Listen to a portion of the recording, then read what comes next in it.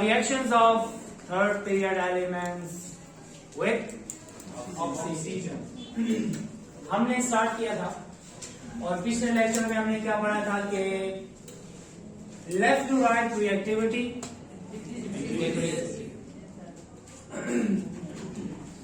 Water के साथ exceptional reaction show करने वाला क्लोरीन, लेकिन ऑक्सीजन के साथ एक्सेप्शनल रिएक्शन शो करने वाला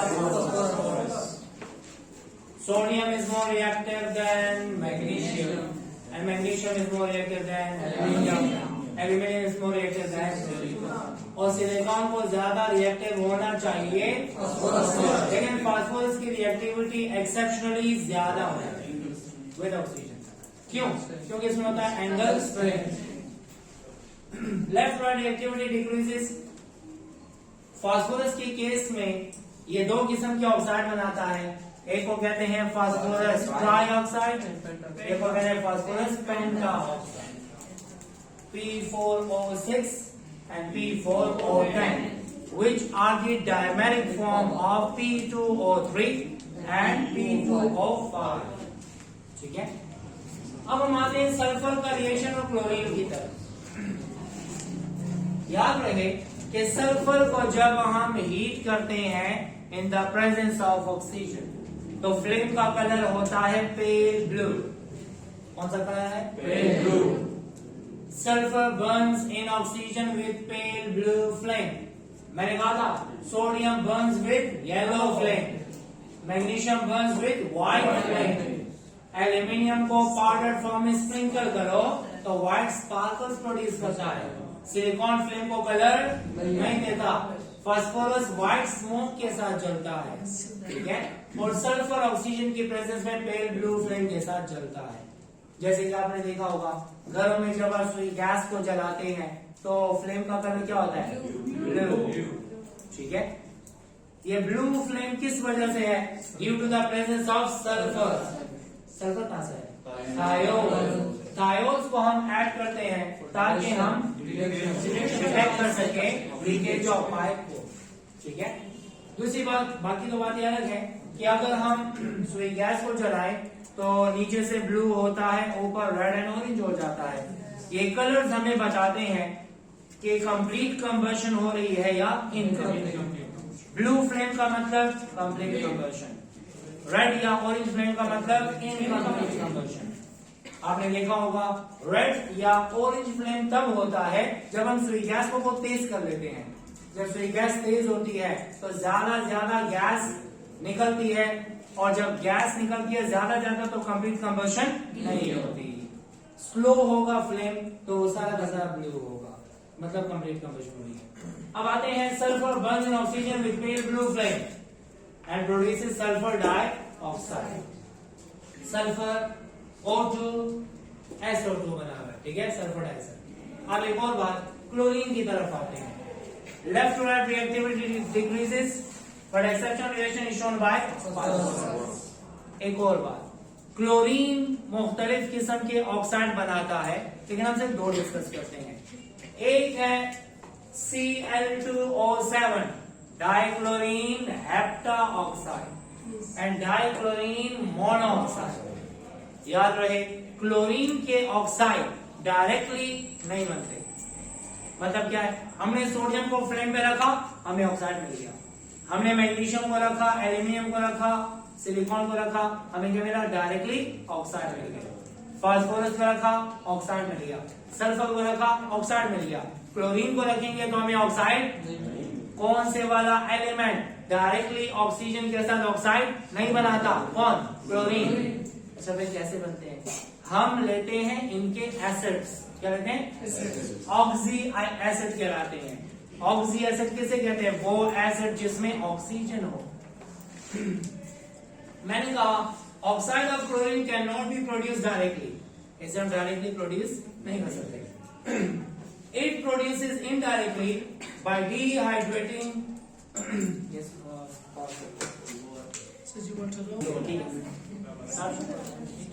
अच्छा, ऑक्साइड ऑफ क्लोरीन डायरेक्टली नहीं बनते, हम ये बनाते हैं by dehydrating oxy acids of halogen. What are oxy acid? वो एसिड जिसमें ऑक्सीजन भी हो तो उसे हम क्या बोलते हैं? Oxy acid. लेट्स सपोज मैं जनरली बता रहा हूं H2SO4 ये ऐसा एसिड है जिसमें ऑक्सीजन भी है, इसे कहेंगे ऑक्सी एसिड ऑफ सल्फर। ठीक है, फिर हम कहते हैं HNO3 oxy acid of nitrogen. इसी तरह ऑक्सी एसिड ऑफ हेलोजन होते हैं hypochlorous acid, chlorous acid, chloric acid, perchloric acid, इनको बोलते हैं ऑक्सी एसिड ऑफ हेलोजन। देखिए ना, ये ऐसा एसिड है HOCl जिसमें ऑक्सीजन भी है और हेलोजन भी है। ये क्या है? HClO4 ये ऑक्सी एसिड ऑफ हेलोजन। ठीक है, तो पहली बात, कौन से वाला एलिमेंट डायरेक्टली ऑक्साइड नहीं बनाता? क्लोरीन। कैसे बनाएगा? हमने ऑक्सी एसिड लेना है, उसको डिहाइड्रेट करना है। एमसीक्यू आया था 2019 में, बाद में सुने। देखिए यहाँ पे Cl2O7 is produced by dehydration of perchloric acid. Dichlorine heptoxide को परक्लोरिक से बनाते हैं और डाइक्लोरीन मोनोऑक्साइड को हाइपोक्लोरस एसिड से बनाते हैं। ये क्या है? ये है परक्लोरिक एसिड। और ये क्या है? Perchloric acid. होगा क्या?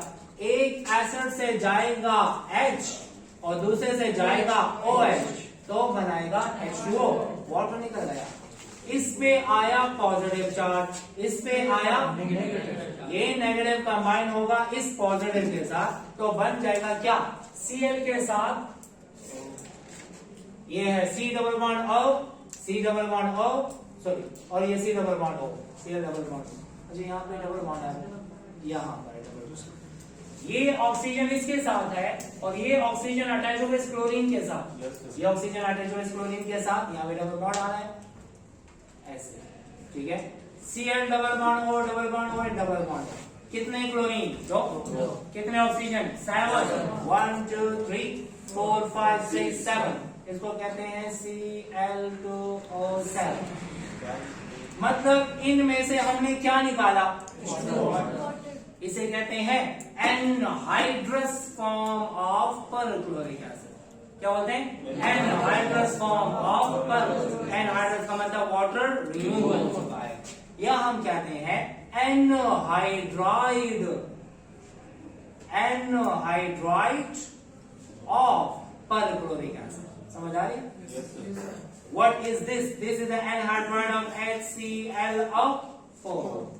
MCQ में आया था कि the anhydride of perchloric acid is, तो क्या था? ये है Cl2O7। अब ये है हाइपोक्लोरस एसिड HOCl। क्या है? HOCl, hypochlorous acid. ये मैंने लिया ClOH और ये HOCl। इधर से गया H, इधर से गया OH, तो बनाया वाटर। इस पे आया प्लस, इस पे आया माइनस, ये कंबाइन होगा इसके साथ, तो एक ऑक्सीजन के साथ 2 क्लोरीन है। ये एक ऑक्सीजन के साथ 2 क्लोरीन, इसे बोलते हैं डाइक्लोरीन मोनोऑक्साइड। मोनोऑक्साइड। अगर आपसे बोला जाए what is Cl2O, this is an anhydride of hypochlorous acid. ये क्या है? Hypochlorous acid. तो कहने का मकसद ये, हमने क्लोरीन के 2 ऑक्साइड बनाए लेकिन इनडायरेक्टली, डायरेक्टली ऑक्सीजन के साथ ट्रीट करके नहीं बनाए। कैसे बनाए? हमने उनके ऑक्सी एसिड लिए और ऑक्सी एसिड को डिहाइड्रेट किया। So the anhydrous form of perchloric acid is dichlorine heptoxide. Anhydrous form of hypochlorous acid is dichlorine monoxide. Clear? और आर्गन तो रिएक्शन में हिस्सा नहीं लेगा because this is a noble gas. So this is all about reactivity with oxygen. अब हम आते हैं रिएक्शन विद क्लोरीन के साथ। जैसा ऑर्डर हमने देखा ऑक्सीजन के साथ, वैसा ऑर्डर आता है क्लोरीन के साथ।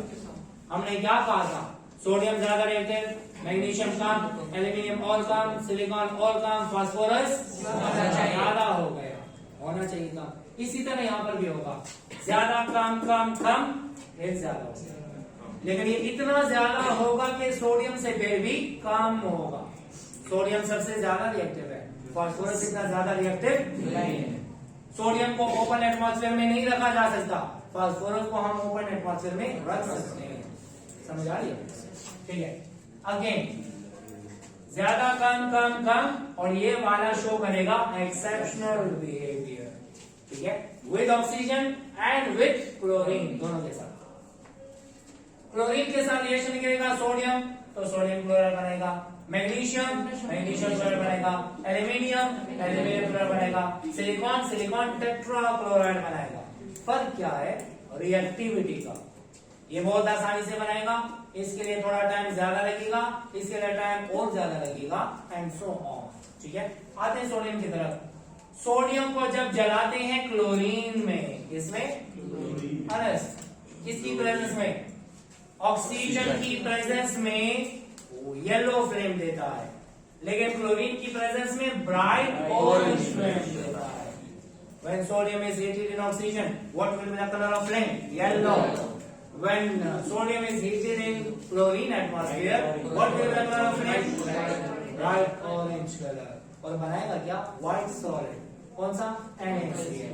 ठीक है, सोडियम ने रिएक्ट किया क्लोरीन के साथ, तो बनाया NaCl, और यह है व्हाइट सॉलिड। अब आते हैं मैग्नीशियम की तरफ। मैग्नीशियम रिएक्शन करता है, लेकिन लेस रिएक्टिव है than sodium, because left to right reactivity is magnesium is less reactive than sodium. Magnesium जैसे जलता है ऑक्सीजन में, वैसे जलता है क्लोरीन में भी। ऑक्सीजन में कैसे जला था? इंटेंस व्हाइट फ्लेम, यहां पर भी होगा इंटेंस व्हाइट फ्लेम। ठीक है, magnesium Burns with intense white flame produces white solid, और व्हाइट सॉलिड क्या है? Magnesium chloride. ठीक है, this is magnesium Cl2, this is heated and produces magnesium chloride, MgCl2।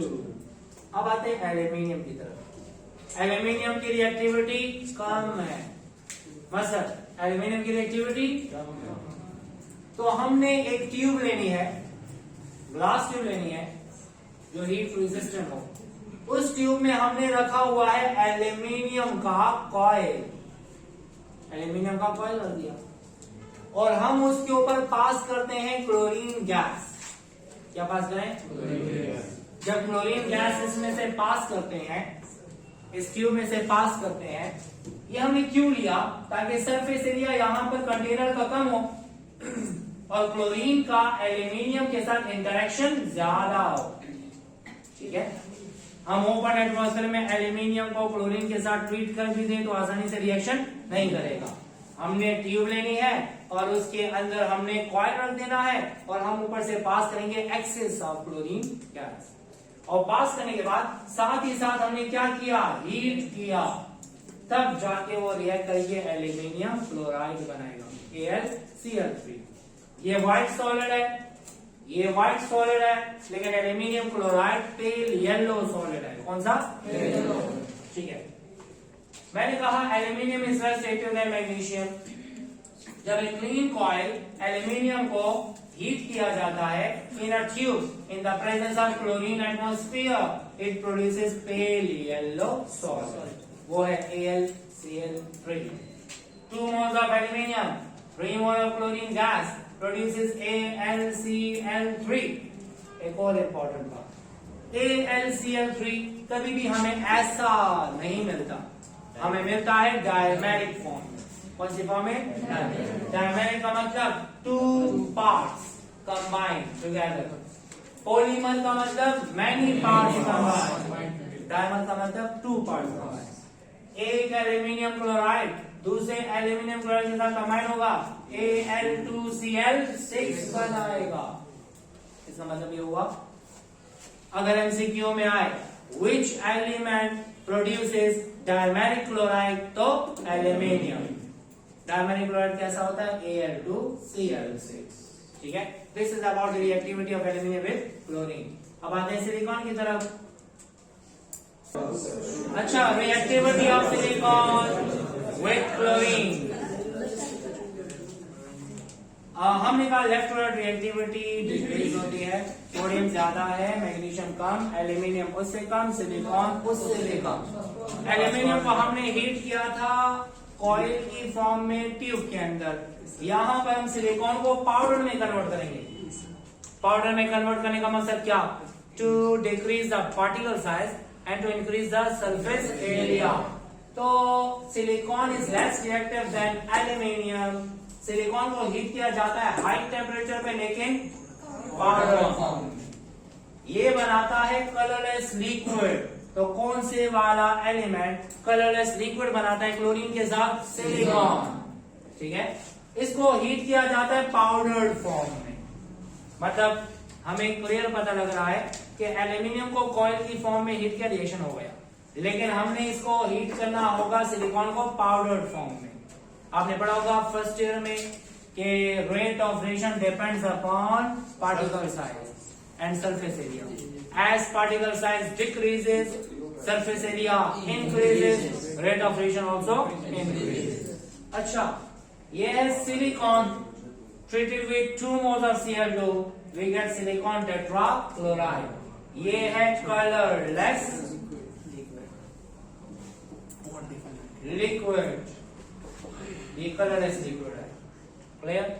हमने ये पढ़ लिया left to right reactivity decreases up to silicon, लेकिन एक्सेप्शनल रिएक्शन शो करता है फास्फोरस। फास्फोरस क्यों एक्सेप्शनल रिएक्शन शो करता है? Due to angle strain. Angle strain की वजह से ऑर्बिटल की ओवरलैप मिनिमम हो जाती है, बॉन्ड की स्ट्रेंथ मिनिमम हो जाती है, उसको तोड़ना आसान हो जाता है। इस वजह से फास्फोरस हाईली रिएक्टिव है, लेकिन इतना ज्यादा नहीं होगा कि सोडियम से ज्यादा हो जाए। फास्फोरस ज्यादा है लेकिन मैग्नीशियम से, सोडियम से कम reactive. Phosphorus is highly reactive due to angle strain. Phosphorus produce करता है 2 किस्म के क्लोराइड, एक होता है ट्राइक्लोराइड, एक होता है पेंटाक्लोराइड। ट्राइक्लोराइड में +3 और पेंटाक्लोराइड में +5। Charge of phosphorus +3 and +5। अब एक और बात में, ये है P4, react with chlorine, it produces PCl3, phosphorus trichloride. ये होता है फ्यूमिंग लिक्विड। कौन सा? Fuming liquid. ये ऐसा लिक्विड है जो जिसमें से धुआं निकलता है। कोई मसला नहीं है, उनको पता है दूसरा मोबाइल 2300। अच्छा सुने, फास्फोरस ट्राइक्लोराइड जो है ये फ्यूमिंग लिक्विड होता है। अगर आपसे एमसीक्यू में पूछा जाए कौन से वाला कलरलेस लिक्विड?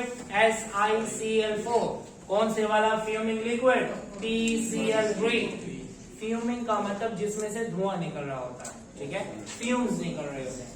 और आते हैं यहां पर PCl5 जो है, this is straw coloured solid. PCl5 किस स्टेट में है? सॉलिड स्टेट में। कौन सा कलर है? Straw colour. स्ट्रॉ कलर क्या है?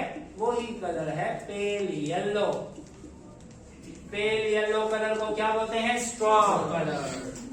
क्लियर? तो याद रहे, phosphorus produces 2 types of chlorides, एक है ट्राई, दूसरा है पेंटा। ट्राई क्लोराइड होता है फ्यूमिंग लिक्विड, पेंटा क्लोराइड होता है सॉलिड, मतलब पेल येलो कलर का। अब आते हैं सल्फर की तरफ।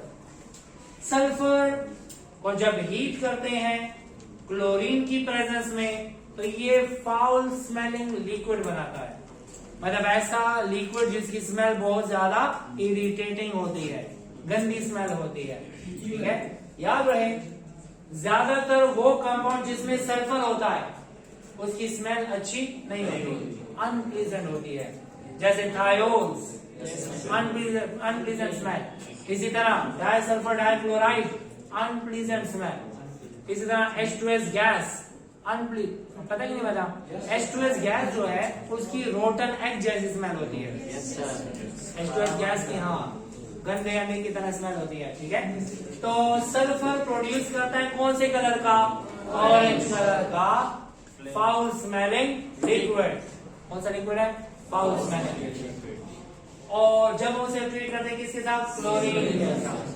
अगर पूछा जाए ऑरेंज कलर का लिक्विड कौन से वाला है, H2Cl2 डाइसल्फर डाइक्लोराइड। कौन से वाले कंपाउंड की स्मेल इरिटेटिंग है, अनप्लीजेंट है, डाइसल्फर डाइक्लोराइड। कौन से वाला लिक्विड फ्यूमिंग है, PCl3।